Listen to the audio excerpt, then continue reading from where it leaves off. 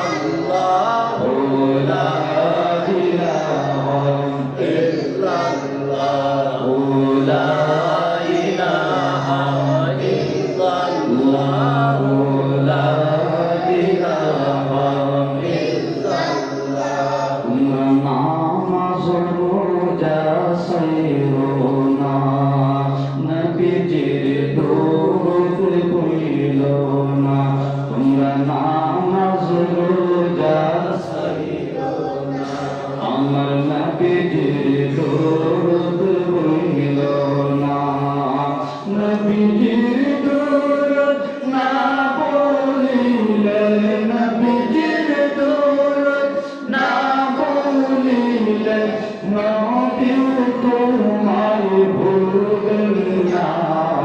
লা ইলাহা ইল্লাল্লাহ, লা ইলাহা ইল্লাল্লাহ, লা ইলাহা ইল্লাল্লাহ, লা ইলাহা ইল্লাল্লাহ, লা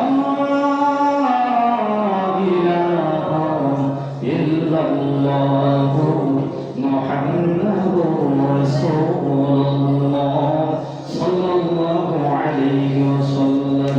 আল্লাহ আল্লাহ আল্লাহ আল্লাহ আল্লাহ আল্লাহ আল্লাহ আল্লাহ আল্লাহ আল্লাহ আল্লাহ আল্লাহ রহমান রহিম নাম তোমার আল্লাহ আল্লাহ আল্লাহ আল্লাহ আল্লাহ আল্লাহ আল্লাহ আল্লাহ আল্লাহ আল্লাহ আল্লাহ জামিলা জব্বার নাম তোমার আল্লাহ আল্লাহ আল্লাহ আল্লাহ আল্লাহ আল্লাহ আল্লাহ আল্লাহ আল্লাহ আল্লাহ আল্লাহ আল্লাহ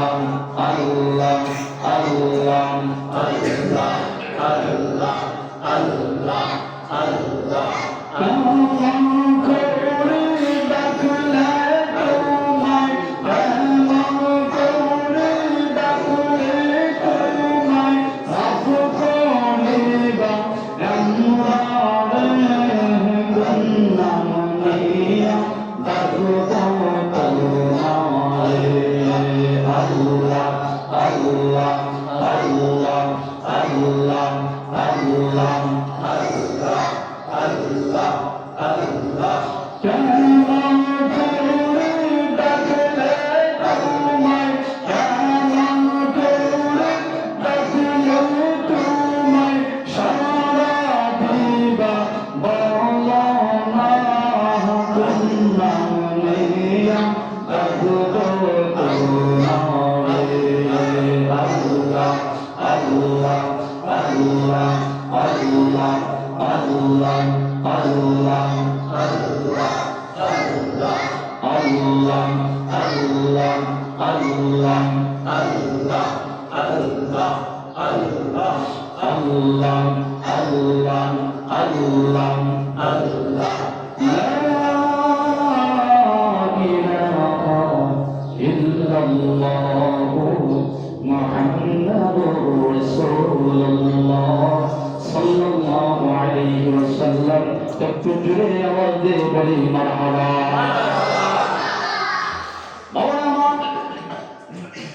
রাসূল বলেছেন হাসরের দিন, মুসিবতের দিন, যারা আমার উপর দুরূদ শরীফ পাঠ করবে, যারা আমি নবীর উপর খাস নিয়তে ভালোবেসে আমি নবীকে মহব্বত করে দুরূদ শরীফ পাঠ করবে, যেদিন হাসরের ময়দান কায়েম হবে, যেদিন মানুষ কীট পতঙ্গের মতো লাফালাফি করবে, আমি নবী তোমাদেরকে বলে দিলাম যারা আমার উপর বেশি বেশি করে দরুদ পড়বে, বেশি বেশি করে আমি নবীর উপর দরুদ শরীফ পাঠ করবে, হাসরের দিন মুসিবতের দিন ওই সকল লোকেরা সবচেয়ে আমার নিকটে, সবচেয়ে আমার কাছে থাকবে। একটু আওয়াজ দিয়ে বলি সুবহানাল্লাহ। এই জন্য আমরা দরুদ পড়তে চাই কি চাই না? বেশি বেশি করে দরুদ পড়বেন। যদি কোনো বিপদের সম্মুখীন হন তাহলে বেশি বেশি করে দরুদ পাঠ করবেন, কারণ আল্লাহ পাক যাকে ভালোবাসেন, আল্লাহ পাক যাকে পছন্দ করে, ওনাকে রাজি খুশি করার আমাদের দরকার আছে না নাই? আল্লাহ পাক নিজে যার উপরে দরুদ পড়েন। তো আল্লাহ পাক আমাদের সবাইকে বেশি বেশি দরুদ শরীফ পাঠ করার তৌফিক দান করুন, সকলে আমিন। আল্লাহর হাবিব মুহাম্মদ রাসূলুল্লাহ সাল্লাল্লাহু আলাইহি ওয়াসাল্লাম একদিন তিনি এলান করে দিলেন সাহাবীদেরকে, ও আমার সাহাবীরা, তোমরা যেদিকে না আসো অতি দ্রুত করে, অতি দ্রুত তোমরা মিম্বারের সম্মুখে হাজির হয়ে যাও। এখন মনে করেন আমি যদি ঘোষণা করি মাইক দিয়ে, মুসল্লিরা যারা আছেন মাত্র 5 মিনিটের ভিতরে আপনারা হাজির হন। 5 মিনিটের কথা কইলে মনে হয় আধা ঘন্টা পরে, কি বলেন? যদি কেউ দ্রুত আসেন তাহলে আসবো আরো নিম্ন গতিতে, যে যাইতে থাকি। তো আমার নবী যখন ঘোষণা দিলেন সাহাবায়ে কেরাম তোমরা অতি দ্রুত মিম্বারের কাছাকাছি আসো, তিনি রাসূল ঘোষণা করে দিলেন। সমস্ত সাহাবায়ে কেরাম দৌড়টা আরম্ভ করে দিলেন। কেউ বাড়ি থেকে রওনা দিলেন, কেউ ছিলেন কেটে কামারে, কেউ বা বিভিন্ন জায়গায় ছিলেন। সমস্ত সাহাবায়ে কেরাম দৌড়তে আরম্ভ করে দিলেন। সুবহানাল্লাহ। রাহমাতুল লিল আলামিন যেখানে বলেছেন হাজির হওয়ার জন্য, সেখানে সকল সাহাবায়ে কেরাম দৌড়াদৌড়ি করে মিম্বারের কাছাকাছি এসে বসে গেলেন। আজকে রাসূল এরকম কথা বললেন কেন? আল্লাহ রহমান সাইয়্যিদুল মুরসালিন রাহমাতুল লিল আলামিন নবী যখন এভাবে ঘোষণা করে দিলেন, সমস্ত সাহাবায়ে কেরাম মিম্বারের কাছাকাছি এসে গেলেন। অনেক সাহাবায়ে কেরাম হয়ে গেলেন, শত শত সাহাবীরা। রাসূল সাল্লাল্লাহু আলাইহি ওয়াসাল্লাম বললেন, সাহাবীরা রে, আর কেউ কি বাকি আছে? তোমরা অপেক্ষা করে আসবে, আসতেছে। অনেক সাহাবায়ে কেরাম হয়ে গেছে। এই মুহূর্তে আমার নবী রাহমাতুল লিল আলামিন বলতেন, নবী কাল হাসরের দিন যিনি ইমামুল মুরসালিন হবে, কাল হাসরের দিন সমস্ত মানুষের যে নেতা হবেন, ওই সাইয়্যিদুল মুরসালিন দেখা গেল রাহমাতুল লিল আলামিন মিম্বারের দিকে আসতেছে। একটু জোরে বলেন সুবহানাল্লাহ। সাহাবায়ে কেরাম যখন নবী আসছেন তখন তাজিমের সেই সাহাবায়ে কেরাম দাঁড়ায় যেতেন। সুবহানাল্লাহ। মনে করেন এখানে একজন বিরাট বড় একজন নেতা আসলো, এই নেতার জন্য আপনি যে বসে বলেন, নেতা এদিকে আসেন, আপনি সেরা বসে রইলেন। আচ্ছা, নেতা কি আপনার প্রতি সন্তুষ্ট হইব না অসন্তুষ্ট? খুশি হবে না বাজার হবে? সত্য কথা বলবেন কি? একজন চেয়ারম্যান আসছে, আপনি সেরা বসে বলেন, চেয়ারম্যান সাহেব এখানে আসেন, এখানে বসেন। আপনি নিজেকে মনে ভাববেন, হ্যাঁ এইভাবে বলবো তো বিয়াতে হইব। আপনি যে একটু দাঁড়ায়, আসসালামু আলাইকুম চেয়ারম্যান সাহেব আসেন, আপনার অপেক্ষায় আছেন। সুবহানাল্লাহ। খুশি হইতো না? রাহমাতুল লিল আলামিন হায়াতুল নবী জিল্লান নবী নূরে মুজাসসাম সরকারে গোলাম যাকে সৃষ্টি না করলে আল্লাহ কোন কায়নাতের আসমান বানাতেন না, জমিন বানাতেন না। ওই নবী যখন মসজিদে নববীতে আসে, সমস্ত সাহাবায়ে কেরাম দাঁড়ায় রাসূলকে সালাম দিয়েছে। একটু আওয়াজ দিয়ে বলতে হয় মারহাবা। সাহাবায়ে কেরাম দাঁড়ায় দেখে রাসূল কারোর সাথে কোনো কিছু বলে নাই। রাসূল সাল্লাল্লাহু আলাইহি ওয়াসাল্লাম মিম্বারের প্রথম সিঁড়িতে পা রাখলেন। প্রথম সিঁড়ি মিম্বারের ধরেন 3টি সিঁড়ি, কয়টি সিঁড়ি এখানে? 3টি সিঁড়ি। প্রথম সিঁড়িতে পা রাখলেন। আল্লাহ রহমান সাইয়্যিদুল মুরসালিন রাহমাতুল লিল আলামিন প্রথম সিঁড়িতে পা রাখার পরে রাসূল বললেন জোরে সোরে আমিন। এই কথা রাসূল জোরে বললেন আমিন। সাহাবায়ে কেরাম শুনলেন, অবাক হয়ে গেলেন। রাসূল তো কোনদিন মিম্বারের প্রথম সিঁড়িতে পা রেখে এভাবে কোনদিন আমিন বলেন, তা আওয়াজ দিয়ে বলছেন রাসূল। সমস্ত সাহাবায়ে কেরাম শুনে গেছে। আল্লাহর হাবিব দ্বিতীয় সিঁড়িতে পা রাখলেন, 2 নম্বর সিঁড়িতে পা রেখে বললেন আমিন। সাহাবায়ে কেরাম শুনলেন, কেউ কোনো প্রশ্ন করে না।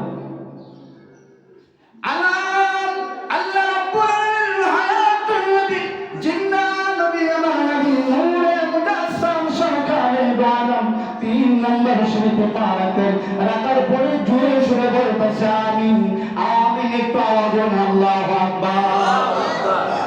3টি সিঁড়িতে রাসূল পা রাখলেন। পা রাখার পরে রাসূল বললেন আমিন। সাহাবায়ে কেরাম আশ্চর্য হয়ে গেলেন। আমার নবী গো, ও মায়ানি, কোনদিন সিঁড়ির মাধ্যমে পা রেখে আপনি আমিন বলেন নাই, আজকে কেন গো সিঁড়ির মধ্যে পা রেখে আপনি আমিন বললেন? দয়া করে বেয়াদবি ক্ষমা করবেন। রাসূল কেন এরকম কাজ করলেন? আমার নবী বলে, আমি যখন সিঁড়িতে প্রথম সিঁড়িতে পা রাখলাম এমন সময় জিবরাইল আমাকে সালাম দিয়ে বললেন, নবী গো, ও মায়ের নবী গো, ও নবী একটা সংবাদ কি, যারা আমাকে রমজান মাস পাইল, রমজান মাস পাওয়ার পরে একটু ফজিলতপূর্ণ মাস পাওয়ার পরে যারা নিজেকে মাফ নিতে পারলো না, মাফ করাইতে পারলো না, ওরা ধ্বংস হয়ে যা করা হতো লাগা। আমি রাসূল জিবরাইলের দোয়ার কারণে আমি রাসূল আমিন বলে দিলাম, আল্লাহ কবুল করেছেন। যারা বলেন মারহাবা। যারা ফজিলতপূর্ণ মাস রমজান মাস পাওয়ার পরে রোজা রাখলো না, নিজেকে পরিশুদ্ধ করলো না, যারা নিজেকে ক্ষমা নিতে পারলো না, ইয়া রাসূলুল্লাহ এরা ধ্বংস হয়ে যান। রাসূল বলেন আমিন। আচ্ছা, জিবরাইলের দোয়া করলে আর রাসূল যদি আমিন বলে কবুল হইল কি হইতো না? যারা বলেন এবার বললেন আমি যখন 2 নম্বরে শরীতে বারাকলাম, জিবরাইল বলে নবী গো, যারা আপনার নাম শুনলো, নাম শোনার পরে দুরূদ শরীফ পাঠ করলো না, আপনার নাম শোনার পরে দুরূদ পড়লো না, আপনার মহব্বতে দুরূদ শরীফ আদায় করলো না, নবী গো, ওই সমস্ত মানুষের আল্লাহর বান্দারা ধ্বংস হয়ে যায়। রাসূল জোরে সোরে বললেন আমিন। যারা বলেন মারহাবা। যারা রাসূলের নাম শুনলো, শোনার পরেও এদের মধ্যে দুরূদ শরীফ পাইল না, সাল্লাল্লাহু আলাইহি সাল্লাম এই কথাটা উচ্চারণ করলো না, রাসূল এরা ধ্বংস হলো, এরা হতভাগা। রাসূল বলেন কি বলেন তো? আমিন। রাসূল আমিন বলেন, আমিন অর্থ হলো আল্লাহ তুমি কবুল করো। সুবহানাল্লাহ। এবার আল্লাহ বলেন 3 নম্বর শরীর মাধ্যমে আমি যখন বারাকলাম, জিবরাইল বলল নবী, ও মায়া নবী, যারা মা বাবাকে পাইলো, মা বাবাকে পাইলো, অথবা কেউ বাবা পাইলো, অথবা কেউ মা পাইলো, অথবা মা বাবা দুজনকে যারা পাইলো, তাদের সেবা করে জান্নাতে প্রবেশ করতে পারলো না, জান্নাত অর্জন করতে পারলো না, ওরকম হতভাগা সন্তানেরা ধ্বংস হয়ে যায়। আমি নবী বললাম আমিন। যারা বলেন সুবহানাল্লাহ। যারা মাকে পাইলো, বাবাকে পাইলো, পাওয়ার পরেও তাদের সেবা করতে পারলো না, তাদেরকে দেখাশোনা করতে পারলো না, তাদেরকে রাজি খুশি করাতে পারলো না, তাদের কাছ থেকে আপনার জান্নাত নিতে পারলো না, তাদেরকে সন্তুষ্ট করে জান্নাত অর্জন করতে পারলো না, তারা ধ্বংস হয়ে যায়। রাসূল বললেন আমিন। এই 3টা কারণে রাসূল আমিন বলেছিলেন। কয়টা কারণে? যারা বলেন কয়টা? 3টা কারণ। আমাদের যাতে বৃদ্ধ মা আছে, অনেকের মা বাবা আছে, আমরা ঈদ মৌসুম আসলে পরে মা বাবাকে অন্ততপক্ষে কিছু একটা দেখাশোনা করি, কিন্তু ঈদ মৌসুম গেলে আর মার খবর নাই, বাবার খবর নাই। আছে না নাই? বৃদ্ধ বাবারা, অনেক বাবারা দেখছি রিক্সা চালায়, অনেক বাবারা দেখছি অটো চালায়, কিন্তু আপনার সন্তানেরা পারেদা হয়ে গেছে, দেখাশোনা করে না, তাদের সংসার নিয়ে টেনশন, ব্যস্ত। আমি সবাইকে অনুরোধ করবো, ওরা আমরা মা বাবাকে অবশ্যই দেখাশোনা করবো, সাত করব যে কথা বলেন ঠিক কিনা? আল্লাহ পাক সবাইকে দেখাশোনা করার তৌফিক দান করুন। আমিন। আমার রহমাতুল লিল আলামিন সাইয়্যিদুল মুরসালিন বলেন, আমার উম্মতের শুনো, সাহাবায়ে কেরাম শুনো, তোমরা একটা মাস রোজা রাখলাম, আল্লাহ পাক একটা দিন উপহার দিবস হিসেবে অতিবাহিত করেছে। নবী গো, কোন দিনটা উপহার আল্লাহ দেবে? আল্লাহ বলে একটা মাস বান্দারা রোজা রেখেছে, কষ্ট করে রোজা রেখেছে, আল্লাহর সন্তুষ্টির জন্য রোজা রেখেছে, এই একটা মাস আল্লাহ একটা উপহার দিবস রেখেছে। ওই উপহার দিবসটা হলো ঈদুল ফিতরের দিন, ঈদের দিন। যারা বলেন সুবহানাল্লাহ। ঈদের দিন সকালবেলা রাসূল সাল্লাল্লাহু আলাইহি ওয়াসাল্লাম বলেছেন, তোমরা এই কাজগুলো করো না, ঈদের দিনে খুব সকালবেলা উঠা হলো সুন্নতের। সুবহানাল্লাহ। যখন ঈদের দিন আসছে, রাসূল সাল্লাল্লাহু আলাইহি ওয়াসাল্লাম ফজরের নামাজ পড়ে, খুব সকালবেলা উঠে ফজরের নামাজ পড়ে আপনার বাহির হইতেন এবং বিভিন্ন জায়গায় ঘোরাফেরা করতেন, দেখতেন। সুবহানাল্লাহ। ঈদের দিন সকালবেলা উঠা সুন্নতের রাসূল। সুবহানাল্লাহ। মান তামাসসাকা বিসুন্নতি ইনদা ফাসাদ উম্মতি ফালাহু মিআতি শাহীদা। রাসূল সাল্লাল্লাহু আলাইহি ওয়াসাল্লাম বলেছে যে যে ব্যক্তি একটি সুন্নাতকে আঁকড়ে ধরবে, একটি সুন্নাতকে পালন করবে, 100 শহীদের সওয়াব তার আমলনামায় দেওয়া হবে। আল্লাহ যদি দেয়, আল্লাহ যদি আমাদের আমলনামায় সওয়াব দেয়, বিশাল সওয়াব দেয়, কেউ ফেরাতে পারবে না? জরুরি ফেরাতে পারবে না। ফালাহু আজরু মিআতি শাহীদা, 100 শহীদের সওয়াব তার আমলনামায় হবে, একটা সুন্নাত পালন করার কারণে। তাহলে কি ঈদুল ফিতরের দিন সকালবেলা উঠা সুন্নাত, ঈদুল ফিতরের দিন আপনার ঈদগাহে যাওয়ার পূর্বে কিছু মিষ্টি জাতীয় কিছু খাওয়া সুন্নাত। ঈদুল ফিতরের দিন এক রাস্তা দিয়ে যাবে ঈদগাহে, আর অন্য রাস্তা দিয়ে আসবে, এটাও সুন্নাত। সুবহানাল্লাহ। আমরা এই কাজগুলো ইনশাআল্লাহ করবো কি করবো না? আল্লাহ পাক সবাইকে করে তৌফিক দিন। বলুন আমিন।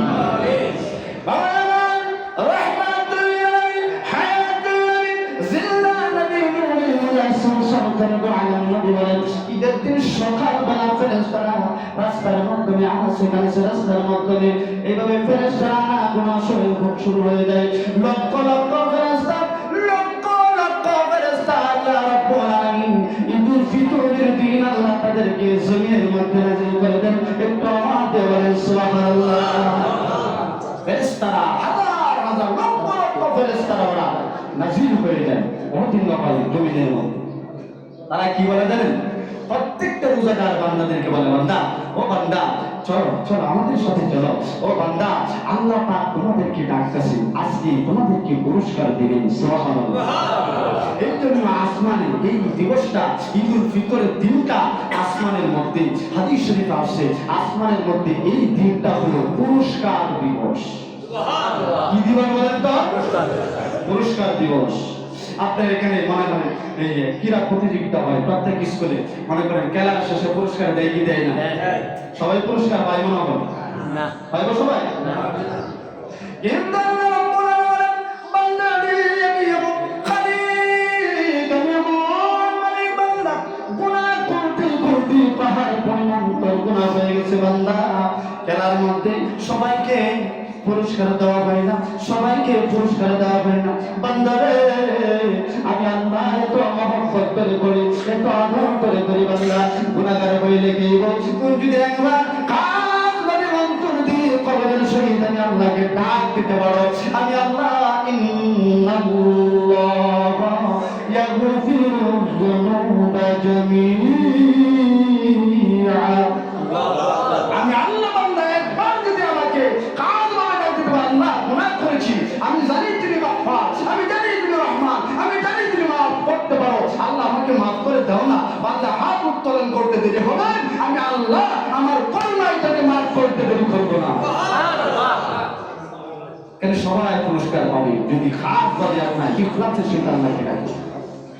আল্লাহ কাউকে গায়ে হাতে ফেরত দিবে না। ফেরেশতারা বলে, ও আল্লাহর বান্দারা চলো চলো আজকে না পুরস্কার দিবে। চলো। কেন পুরস্কার দিবে? কারণ তোমরা দিনের বেলায় রোজা রেখেছিলে, রাতের বেলায় নামাজ পড়েছিলে, এই জন্য আল্লাহ আজকে তোমাদেরকে পুরস্কার দিবে। আর আল্লাহ কি খাওয়াইছে? হাদিস শরীফে আসছে আল্লাহ কি করছিল? খাওয়াইছে। আল্লাহ খায়? এজন্য বলেন আল্লাহ খায় না? আল্লাহ খায় না। কিন্তু বান্দা যারা অসহায় বান্দাদেরকে ইফতার করাইছে, যারা বান্দাদেরকে খাওয়াইছে, যারা বান্দাদেরকে দেখাশোনা করেছে, আল্লাহ বলে অসহায় দরিদ্র মানুষদেরকে তারা দেখাশোনা করেছো, আমি আল্লাহ বড় খুশি হয়ে যাই। এটাই